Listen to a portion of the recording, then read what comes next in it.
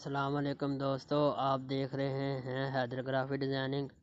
आज हम Urdu designer app से थंबनेल बनाना सीखेंगे, कैसे बना सकते हैं। आज हम ऑनलाइन डिज़ाइन के ज़रिए थंबनेल बनाएंगे। क्लिक करते हैं ऑनलाइन डिज़ाइन पर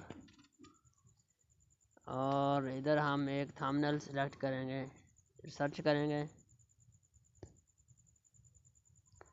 थंबनेल सर्च करने के बाद इधर आ जाते हैं, एक थंबनेल सेलेक्ट कर लेते हैं। फिर हम वही थंबनेल डिज़ाइन करेंगे, इस पर सेलेक्ट करते हैं।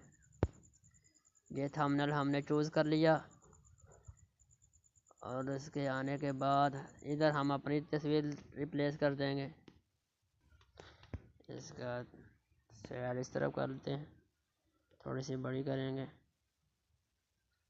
इसे थोड़ा सा ऊपर करते हैं और इसका कलर यहाँ पे हम लिखेंगे अपने चैनल का नाम, हैदर लिखिया, ऐड करेंगे। इधर हम लिखेंगे ग्राफिक लिखिया और नीचे डिज़ाइन।